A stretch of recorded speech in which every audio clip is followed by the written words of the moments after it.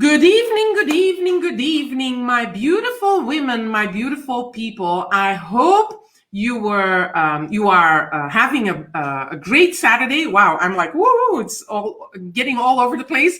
I hope you're having a great Saturday. Come on in, come on in. It's our 7 p.m. conversation, constructive conversations on the bra experience, where women come together to support each other and lift each other up, because I believe, and I truly believe this, people, that the world needs women to rise up, show up, and stand up in our greatness, or stand in our greatness. So yesterday we had Yoka, my sister and dear friend, personal branding strategist. She gave a great call to action. I didn't see a lot of you taking selfies, but hey, it was Friday, yay day. So I'm guessing you were having cocktails. Hi, let me know that you're here. Type your name in chat. But today, so it's never too late if you're watching the replays from the past 6 days already, 5 days, sorry. Then, hi, Pauline. I know you're always here. Thank you so much for joining. So if you're watching the replays, go do the call to actions, because the call to actions are really awesome. But on this special Saturday, I've got something who's really close to my heart. We've met, I think, 2 years ago now, about 2 years ago now.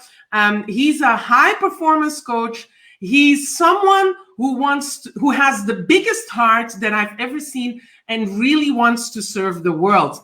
I'm so proud and honored to welcome my good friend and my brother, JP, to the Bra Experience. Hi, JP. I'm not wearing my bra today. I know the men coming on as my special guests, they all go like, do I need to wear a bra? What is the Bra Experience? Am I the right person to talk? So thank you, JP. You are the perfect person to talk. Oh, our Tina Boone is also in the house. She's watching from Nashville. I've got another Facebook user. I'm sorry. I'm on StreamYard, so I cannot see your name. So type your name in chat so I know who you are. Hello, hello, hello. Welcome, welcome, welcome. And and so JP, I'm so crazy motion, JP. She was probably referring to this one.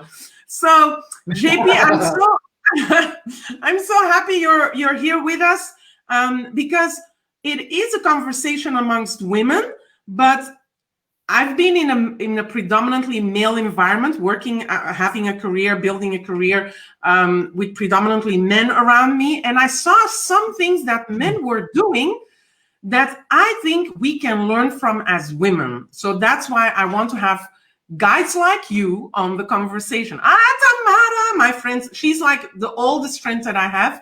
We were almost born together or something, but so she's also here. So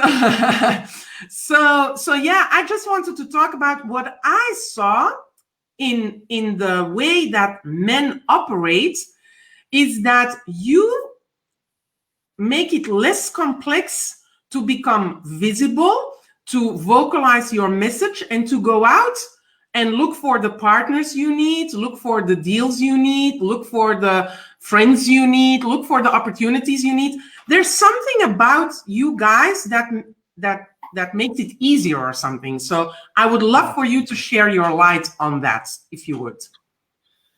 So first of all, thank you, Yasmina, my sister, for having me. And I'm grateful to, I can't see who you are, but I'm grateful to everyone who's listening here and sharing this moment with us. Can you hear me okay? Yes, absolutely good. Great. So first of all, I don't think it's that we're better than. I don't think that, I don't believe that, and I don't own that men are better than women at hustling. Let's just call it hustling, right? Good one. Getting shit done, business-wise, professionally. It's unfortunately because we've been conditioned to think this way. And, once upon a time, yes, men were generally the breadwinners, they're going out there to hunt and bring home the kill, and the woman was there cooking and cleaning and making dinner and looking after the kids, etc. And that's how it always was. Was in most cases. But just because something always was, it doesn't mean that it should be. Just because something was once right, it doesn't mean that it's not wrong. You know, True. not to get into it too much, but I'm a plant-based athlete. I'm a vegan. And someone said to me, well, we've always eaten animals. And I said, well, just because we've always done something doesn't mean that it's the right thing to do. It doesn't mean that something else is not possible. You know, we are as human beings because of our ability to adapt, to change, to evolve. So we're always changing, we're always adapting, we're always evolving. And sometimes for us to have those changes happen in our life, we have to be courageous. And we have to, as Mahatma Gandhi said, we have to be that change. So let me just come back a little bit. I don't believe that men are better than women. Actually, I believe that women are more powerful than men. I would not exist. I would agree with that. Funny. I wouldn't exist in my own significance if it wasn't for my mother. I also wouldn't be where I am today if it wasn't for my wife. Like, women are incredibly powerful. And look, I've been a very great, you know, I have a natural ability to be a really great student of life, to question everything, to constantly raise my awareness. And I guess that's why I've always been attracted energetically, not sexually, to female teachers. I mean, my wife is a teacher of mine. I've got Rita Herrey's a spiritual teacher of mine. I've got Lisa Nichols. Before that, I had a lady that was a life coach to me named Michelle Zelli, because I go to where the best of the best is. Exactly. But let's come back to what I said before. We've been conditioned to believe that it should be this way, or that it is this way. Men are more powerful. It's easier for men. And of course, the evidence of having this belief exists in the world.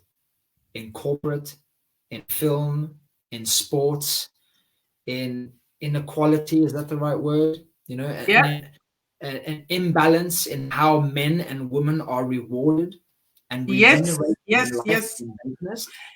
It's true. We are conditioned because it feels like the song of who sings it, James Brown. It is a man's world. But it wouldn't be. I know you love to sing, brother. I love it. But it's true. The world appears to be a man's world, and so I like what you're saying. Conditioned to believe. So conditioned to believe, and conditioning obviously is our past, but our past doesn't have to equal our future. And changes are impossible. It's the law of impermanence. Things are always being born. Things are always dying. Now maybe is a time for that to die. Now is a time for so many things, so much conditioning, so many beliefs to die, so that we can give birth to new ways, new paths, new beliefs. Ooh, I love that. That. I'm sorry. I need to repeat that for the ones that might have missed the nugget right there. This is a time, and I strongly believe that. This is a time, and what you said makes it perfect. This is a time where there's a need to be birthing new things. There's a need to have old systems replaced by new systems, to elevate the world into something that is much better than what we have known from the past. So I just needed to emphasize that. JP, thank you so much. Good. Thank you for that acknowledgement. And, you know, we can't create the future by keep fighting the past. You know, we have to, you know, Lisa says this all the time, or she says a variation of it: where energy goes, attention flows. Where attention goes, energy flows. Right? So what are we putting our attention on? So let's say this: because of the law of impermanence, because of first breaths and last breaths, and everything is always in motion and growing and dying and evolving, and, you know, things are always in motion, things are always in change. So let's first focus on the fact that we're already in change. We can't avoid that. We are a part of nature, and everything is all changing. So first recognize, okay, it isn't how I want it to be for myself individually, or maybe collectively, but we're already in change. So let me first be aware of that and just own that. Own that fact that we're in change. So now let me start to recognize what is, not make it worse than it is, and let's make it better than it is. Let's be a part of that change. Because like I said before, just because it was the way it was, it doesn't make it right. Whether it's eating animals, whether it's paying women and less money, or disrespecting women and telling them to stay at home, just because it was that way, it doesn't make it right. We also used to keep Black people or African Americans or South African native Africans in cages. Yes. We used to, I don't even know if this is a fact, but let's just, everyone gets it. We used to club a woman over the head, right, and drag them along as cavemen. Way back. Maybe still some men are doing that. Who knows? Unfortunately, I think, not literally speaking, but that still happens. Absolutely. But where would we be if we never changed? Us to know where we want to go, we have to recognize where we don't want to go, where we don't want to be, and that's the way it is. Inequality. Exactly. And the way we treat women. So coming back to what Mahatma Gandhi said, be the change you want to see in the world. So I would say this: yes, it exists in the world, that it's easier for men. Let's just call it that, for a lack of, It's true.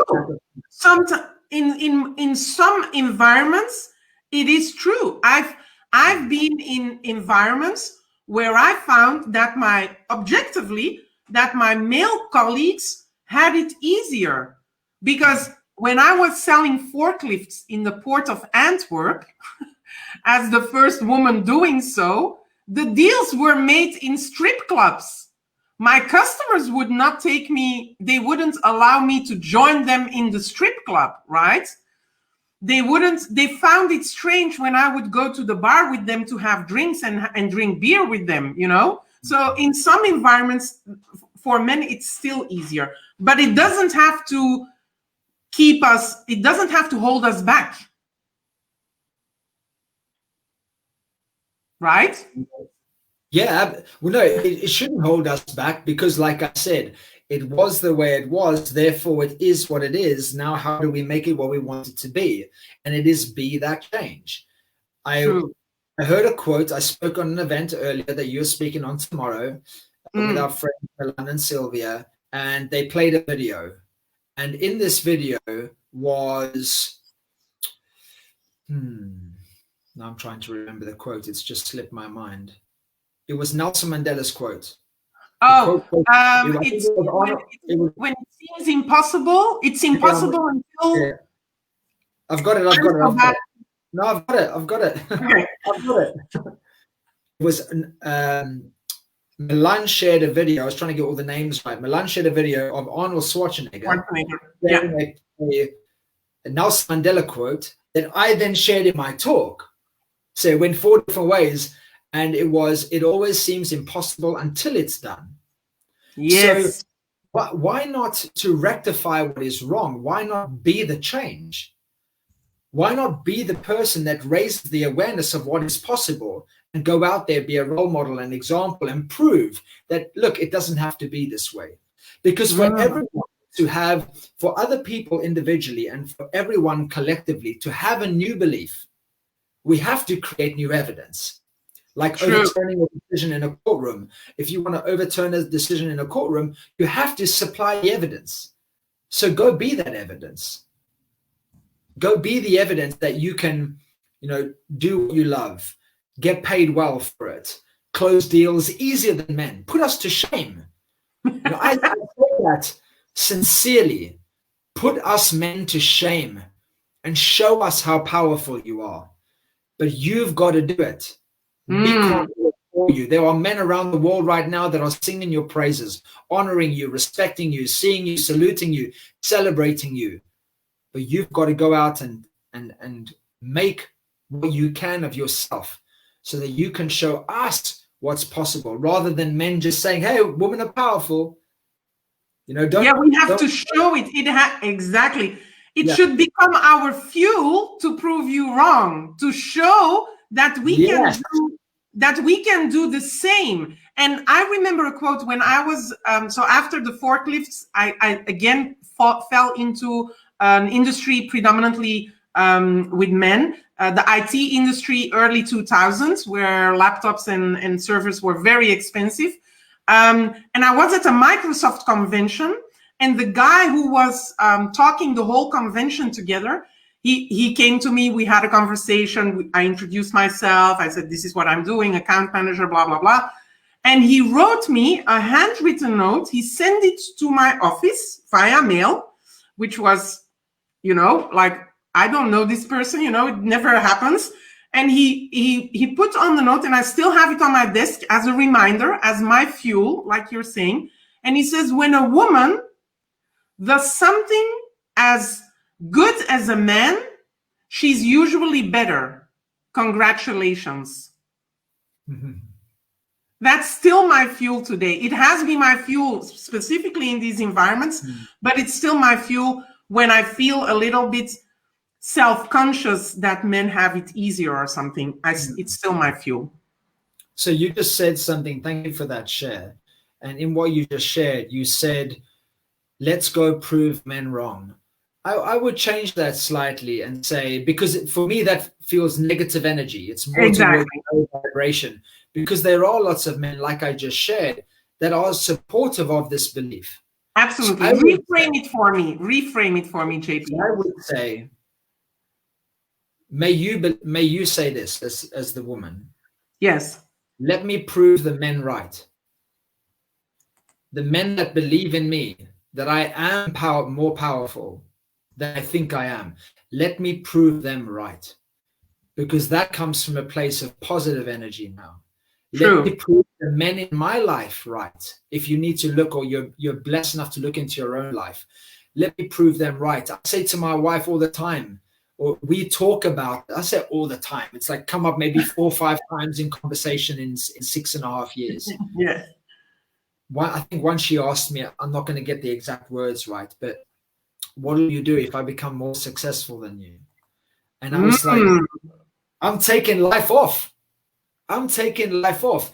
And in my relationship, we know that I want my wife to be mega successful. And if she is more successful than me, I'm only talking about financially here. Absolutely. It means that I can chill out, man. Yes. Like, I'm like, come on, go on, Jules. Create what you do it. Go out there, do what you want to do in the world. Follow your passions, live your dreams, be non-negotiable, so that I can chill out, man, because I just want to chill. So that we relieve a little bit of the pressure of bringing the bacon home from your shoulder. So what I'm saying is, I'm fully supportive of women. I know you are. That's why I want to. I'm not the only one, and that's what I'm saying. No. Yeah. So that's why I wanted you on this conversation, because I know you are very supportive of women, and there are a lot of men. Bert, at the end of our conversation, he says, "My queens, you are more important than you ever dare to think." So no, there are a lot of men that are supporting us, but I want us to learn from the ease you are putting yourselves into the world, the ease of vocalizing your message like men can do. There are a lot of women that still are holding themselves back, probably because they are afraid of rejection. I talked about this already during the last couple of days. We are afraid of rejection. We want to be perceived as perfect mother, perfect wife, perfect friend, perfect whatever, and so those are things that are holding us back. And I think men step over those insecurities much easier, maybe because you are sometimes more goal-oriented. Could that be the thing? I would say that men live more in their head. Women live more in their heart. But when stepping out and trying to do the business thing, I'm not qualified, in this area, but maybe they try to step in their head, meaning I should do this the way other people think I should do this, or I should be perceived in this way. My advice, just coming from my heart, would be for any woman, they should always ever show up and serve and operate and do business from their heart space, because this is something that us men cannot do. We don't have, we are not emotionally engaged and connected the way women are. We will never be.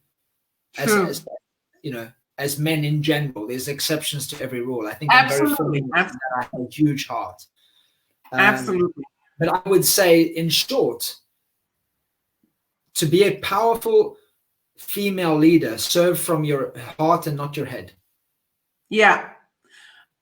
Serve from the heart. I totally agree with that. But then let the head inspire you to take the actions going outwards instead of keeping it in. What do you mean, the head? Yeah, so the head, I think men are mostly in their head because they are focused on what they want to achieve. And women are more in the giving, not looking at the results per se, but just out of the heart. It's difficult to, you know what I mean? Yeah, I get what you're saying. You're thinking more goal-orientated stuff and more. You can still be goal-orientated from your heart. What I meant is men operate more from ego, and this is not, women don't. They don't do well in this area. So it'll feel very uncomfortable for you. But men are extremely generalizing. Again, I don't want to offend anyone. Men generally are very good at playing the ego, playing mind games. Well, what's the word I'm looking for here? Being competitive and being competitive, and women, they're nurturing, they're loving, and you can bring this willingness to nurture, this obsession to love and serve, and put that into a business structure. Put that into your marketing. That's just my opinion. I don't know it all, so I'm just sharing what I feel. Listen, JP, the whole week has been about our opinions, my opinions, my guests' opinions. It's just we're just offering a perspective for some women that might feel stuck and need encouragement and a little bit of fuel to do great things in the world, because that's what we need right now. We need more heart serving. We need more nurturing in society in general. So I think we women definitely need to go out there and do what we do best, be a woman. Be a woman with our talents and our gifts. So yeah, great conversation. JP, as usual, every conversation we close off with a sort of call to action so that the women in the group, in the bra experience, can go into the Facebook group and just take it a step further to where they've been and just helping them evolve a little bit, or unlock certain things. So what would be a good call to action after our conversation today? So will it be, do they write it in a group? Or they write it today? We had a personal branding strategist who's also a photographer. So she asked for selfies, in selfies combined with the women's gift. So what could we do? Live videos? They can do videos, of course. Go ahead. So encouraging women to show up and speak up. I have this exercise called a 20/20 vision exercise. Obviously, 20/20 vision means you have perfect, crystal clear vision. And something that I've used in my life and with my students and clients that has allowed them to make sure that every single day they're showing up from their heart and not their head, from love, not from fear, from contribution, not consumption, is this 20/20 vision exercise. And it has to be done in this way. I'll explain afterwards.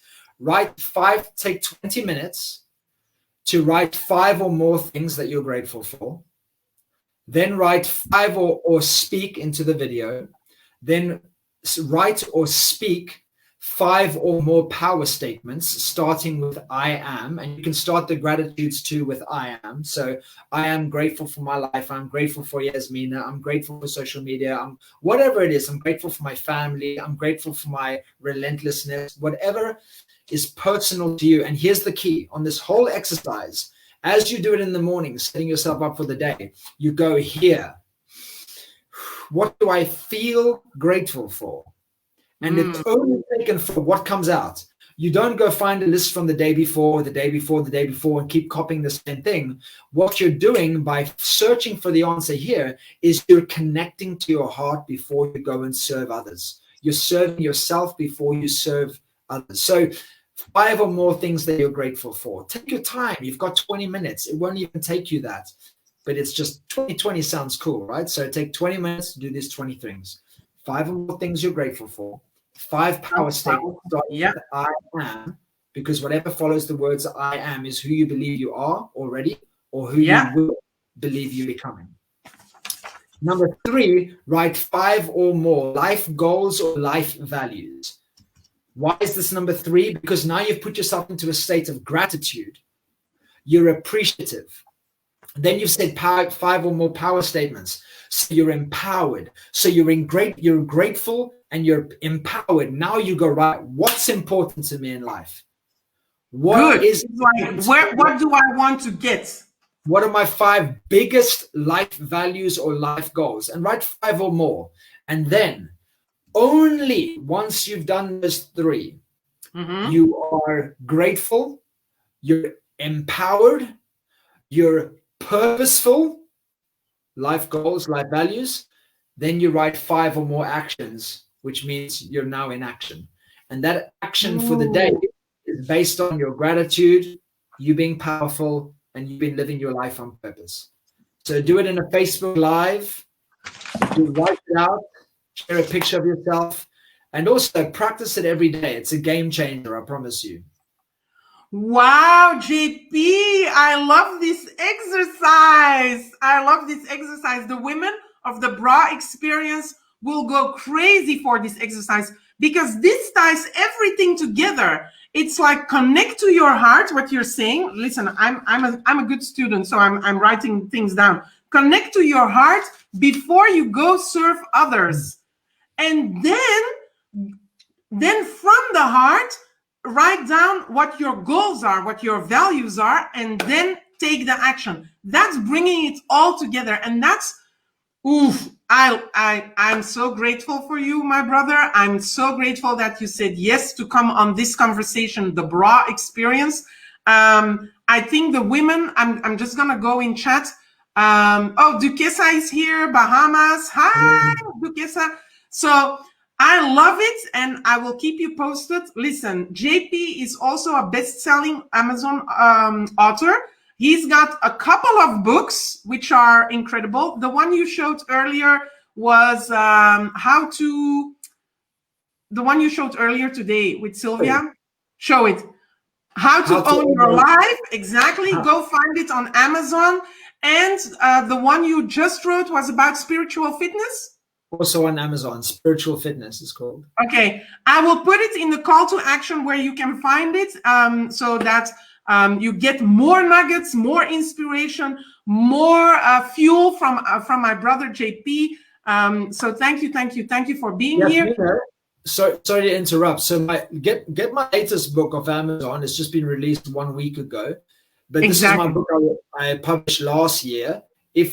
I'll send you a link, excuse me, that you can share with your audience, and they can just download it for free. Woo! That's your serving heart, my brother. You've got a big, big heart, I know. So thank you again. Listen, ladies, I think JP gave a great call to action, and I want to invite you, if you feel brave enough, courageous enough, and you feel that you are empowered a little bit more than the beginning of the week, we still have about 7 or 8 days to go. Let's do this exercise in the morning and just videotape it and post it in the Facebook group so we can inspire, encourage each other and lift each other up. So JP, thank you again for all you beautiful women. We'll see each other tomorrow, 7 p.m. for another bra experience constructive conversation. See you tomorrow. Cheers.